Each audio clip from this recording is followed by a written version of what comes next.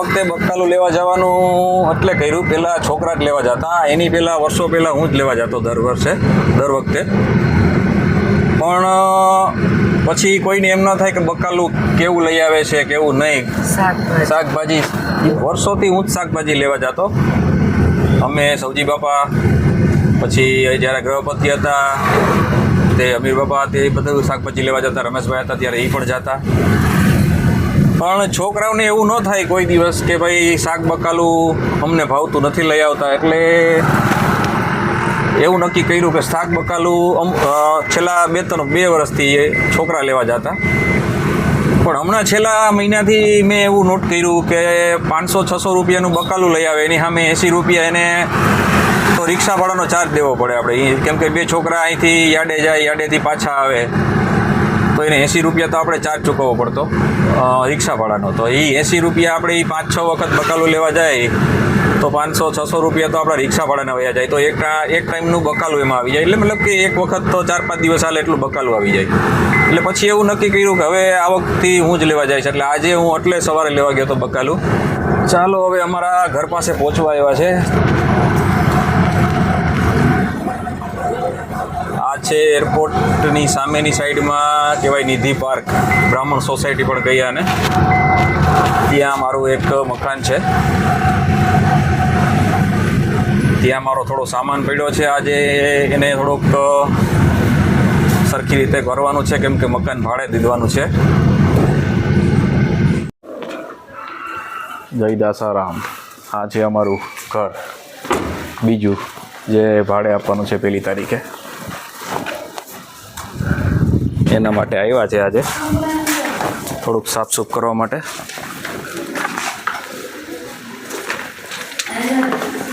મકાનનો tour આપી દઉં. હમણાં કલર કામ કરાવવાનું છે, પણ હવે અત્યારે ચોમાસાના લીધે પેન્ડિંગ રાખ્યું છે.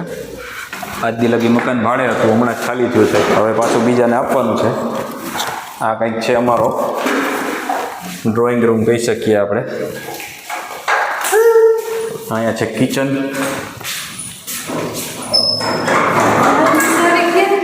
આપું એક જ મિનિટ. આ છે અહીંયા ટોયલેટ બાથરૂમ. આ એક રૂમ બંધ છે, એમાં પણ મારો સામાન છે. આ એક બીજો રૂમ છે.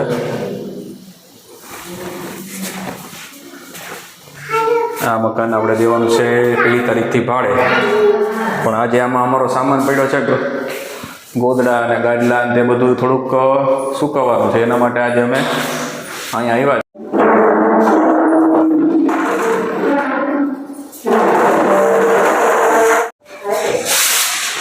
આ રૂમમાં થોડોક સામાન પડ્યો છે, એને અત્યારે હવે કરી લઈએ વગે.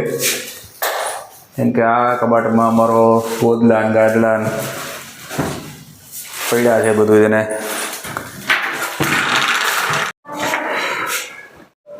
અંદરનો રૂમ થઈ ગયો ખાલી. આ કબાટમાં જેટલા ગોદડા હતા એ બધા ખાલી નાખ્યા ખાલી. અહીં છે એટેચ સંડાસ બાથરૂમ, ઉપર છે એવી રીતે કંઈક મેળો.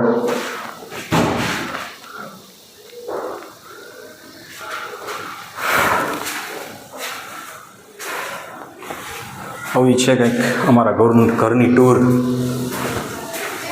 નાનકડે એવડું બંગલી છે અમારી. ઉપર છે દીકરા, ચાલો ઉપર ચાલો. હા કાનુડો છે એમ. હા આવી ગયા અગાસી માથે. અહીંયા ગોદડાની રમઝટ બોલે છે, પછી ગરબાની બોલશે. અત્યારે ગોદડાની બોલે અમારા તો. અહીં ગાદલા ને ગોદડા ને સૂકવવા માટે આવ્યા છે. કઈ બાજુ પડી ગયું સીમા? હવે તો હુકાઈ ગયું ને.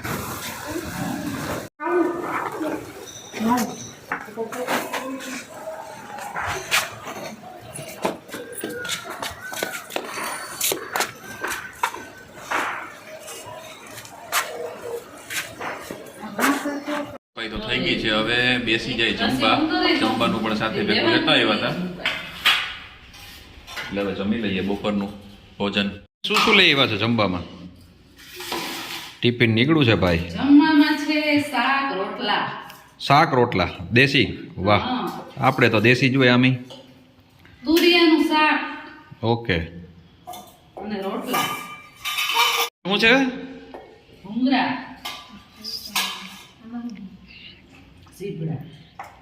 ચાલો તો બેસી જાય જમવા પછી મળીએ જમીને.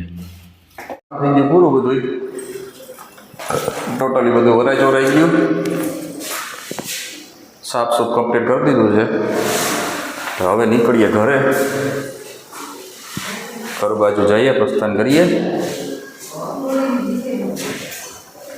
આનો વેલને જરાક ઊંચી કરી નાખતા ને, ક્યાંય કુંડા નતા હો ઉપર. ચાલો સીમાબેન મહેક વર્તિકાબેન બેસી ગયા છે, બે દરવાજો કરો બંધ.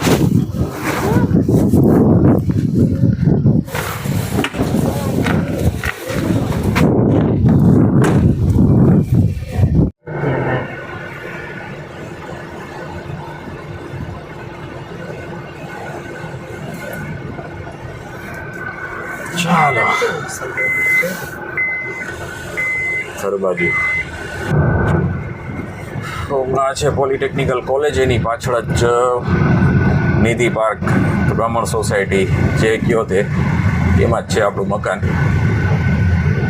તો એને આજ સાફ સફાઈ કરવા ગયા હતા, હવે ત્યાંથી પાછા ઘર બાજુ ફરીએ. વર્તિકાબેન ભાઈએ જઈએ ઘરે.